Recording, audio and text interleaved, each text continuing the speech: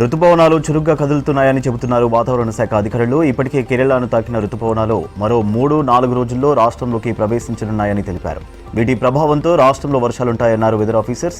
మరోవైపు 3 రోజులు rain alert ఇచ్చింది వాతావరణ శాఖ. ఉత్తర తెలంగాణ వరకు కొనసాగుతున్న ద్రోణి కారణంగా రాష్ట్ర వ్యాప్తంగా విస్తారంగా వర్షాలు కురుస్తాయని చెబుతున్నారు. అరేబియా మహాసముద్రంలో ఏర్పడిన అల్పపీడనం వాయుగుండంగా మారింది. దీని ప్రభావంతో దక్షిణాది రాష్ట్రాల్లో వర్షాలు కురుస్తున్నాయని చెబుతున్నారు వెదర్ ఆఫీసర్స్. నైరుతి రుతుపవనాల రాకతో దక్షిణాది రాష్ట్రాల్లో భారీ వర్షాలు కురుస్తున్నాయి. ముఖ్యంగా కేరళలో కుండపోత వానలు పడుతున్నాయి. కేరళలోని 5 జిల్లాలకు రెడ్ అలర్ట్ జారీ చేసింది వాతావరణ శాఖ. ప్రజలు అప్రమత్తంగా ఉండాలని హెచ్చరించారు అధికారులు. అలాగే కర్ణాటక, గోవాలోనూ భారీ వర్షాలు పడతాయంది ఐఎండీ. పలు ఉత్తరాది రాష్ట్రాల్లోనూ వర్షాలు పడుతున్నాయి. హిమాచల్ ప్రదేశ్లో ఒక్కసారిగా భారీ వర్షం కురిసింది. పలు జిల్లాల్లో ఆకస్మిక వరదలతో రోడ్డు పక్కన పార్కింగ్ చేసిన 25 వాహనాలు కొట్టుకుపోయాయి. హిమాచల్ ప్రదేశ్లో రాబోయే 24 గంటలు భారీ వర్షాలు కురిసే అవకాశం ఉందని తెలిపింది వాతావరణ శాఖ. ఢిల్లీ టూర్లో భాగంగా సీఎం రేవంత్ రెడ్డి కాంగ్రెస్ అధిష్టానం పెద్దలతో భేటీ అయ్యారు. ఇవాళ మరోసారి భేటీ కానున్నారు.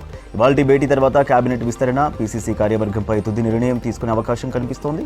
ప్రధాని మోదీ అధ్యక్షతన జరిగిన నీతి ఆయోగ్ సమావేశానికి హాజరయ్యారు. ఆ తర్వాత మోదీతో ప్రత్యేకంగా భేటీ అయ్యారు సీఎం. హైదరాబాద్ మెట్రో సెకండ్ ఫేజ్లో కేంద్రం వాటాగా 42.30 కోట్లు కేటాయించి పర్మిషన్లకు కేబినెట్ ఆమోదం తెలపాలని ప్రధానికి రిక్వెస్ట్ చేశారు. RRR రీజనల్ రింగ్ రోడ్డుకు సమాంతరంగా రైల్వే లైన్ ప్రాజెక్టులకు అనుమతులు ఇవ్వాలని కోరారు. ప్రభుత్వ, ప్రైవేటు భాగస్వామ్యంలో రక్షణ రంగ ప్రాజెక్టులకు కేంద్రం త్వరితగతిన పర్మిషన్లు ఇవ్వాలని రిక్వెస్ట్ చేశారు సీఎం రేవంత్. తర్వాత కేంద్ర మంత్రి కుమారస్వామిని కలిశారు సీఎం. హైదరాబాద్ సిటీకి మరో 800 ఎలక్ట్రిక్ బస్సులు కేటాయించాలని రిక్వెస్ట్ చేశారు. విద్య, ఆరోగ్య రంగాలకు పెద్దపీట వేస్తున్నామన్నారు మంత్రి పొన్నం ప్రభాకర్. ప్రభుత్వ పరంగా డాక్టర్లకు అండగా ఉంటామన్నారు.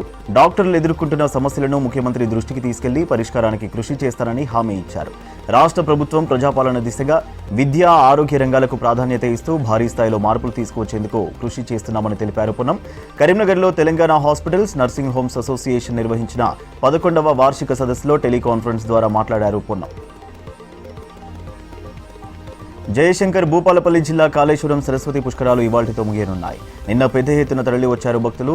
ఆదివారం సెలవు రోజు కావడంతో తెల్లవారుజాము నుండే తెలుగు రాష్ట్రాలతో పాటు మహారాష్ట్ర, ఛత్తీస్గఢ్ రాష్ట్రాల నుంచి వేలాదిగా వచ్చారు. త్రివేణి సంగమంలో పుణ్యస్నానాలు ఆచరించి నదీమ తల్లికి ప్రత్యేక పూజలు చేసి మొక్కులు చెల్లించుకున్నారు. శ్రీ కాళేశ్వర ముక్తీశ్వర స్వామి ఆలయంలో స్వామివారి దర్శనానికి క్యూలైన్లో బారులు తీరారు భక్తులు. ఇవాళ చివరి రోజు పెద్ద సంఖ్యలో భక్తులు వస్తారని అధికారులు అంచనా వేస్తున్నారు. సరస్వతి పుష్కరాలు తనకు చాలా నేర్పించాయన్నారు పెద్దపల్లి ఎంపీ వంశీకృష్ణ. జయశంకర్ భూపాలపల్లి జిల్లా కాళేశ్వరంలో జరుగుతున్న సరస్వతి పుష్కరాల్లో పాల్గొన్నారు మంత్రి సీతక్క. పెద్దపల్లి ఎంపీ వంశీకృష్ణ కులాన్ని బట్టి విలువ ఇవ్వడం చాలా బాధేస్తోందని అన్నారు. తనకు అండగా ఉన్న కుల సంఘాలకు కృతజ్ఞతలు తెలిపారు. రాజ్యాంగంలోని ఆర్టికల్ 14 అందరికీ సమానత్వం కల్పించిందని గుర్తు చేశారు ఎంపీ వంశీకృష్ణ.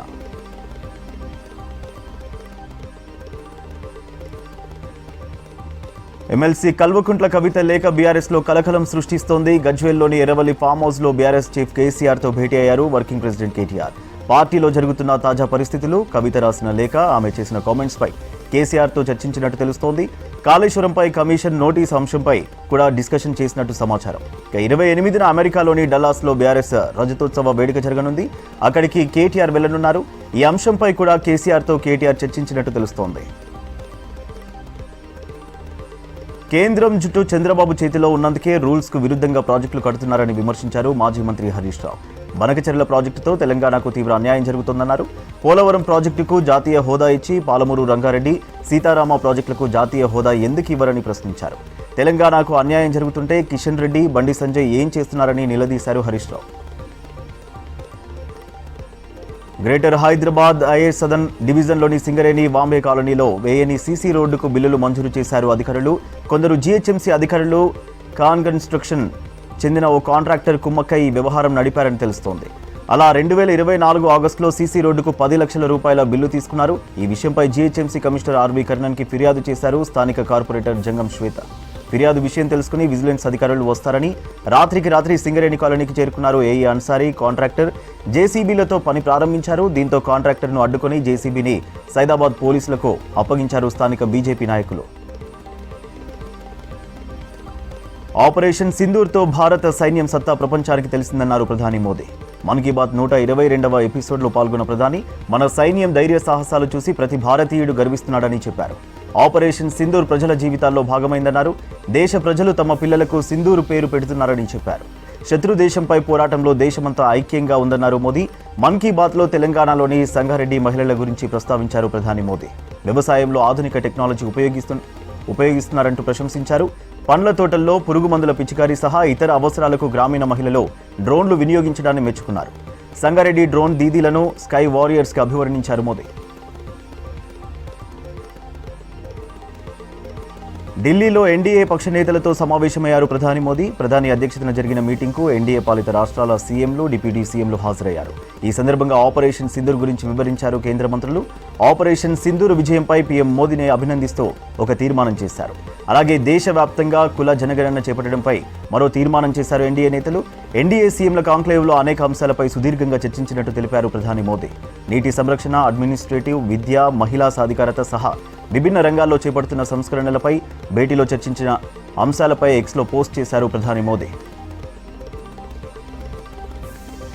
పహల్గామ్ ఉగ్రదాడి బాధితులను బీజేపీ నేతలు కించపరుస్తున్నారన్నారు ఏఐసీసీ చీఫ్ మల్లికార్జున ఖర్గే. భారత సైన్యాన్ని, ప్రజలను అవమానించడానికి బీజేపీ నాయకులు పోటీ పడుతున్నారని విమర్శించారు. పహల్గామ్ బాధితులపై బీజేపీ ఎంపీ రామచంద్ర జంగ్రా వ్యాఖ్యలు సిగ్గుచేటన్నారు. సైన్యాన్ని అవమానించిన మధ్యప్రదేశ్ డిప్యూటీ సీఎం జగదీష్ దేవ్డా, మంత్రి విజయ్ షాను పార్టీ నుంచి ఎందుకు సస్పెండ్ చేయలేదంటూ ప్రశ్నించారు. నరనరాల్లో సింధూరం ఉందంటున్న బీజేపీ నేతలు మహిళలను అవమానించిన నేతలను పార్టీ నుంచి తొలగించాలన్నారు కాంగ్రెస్ లీడర్లు.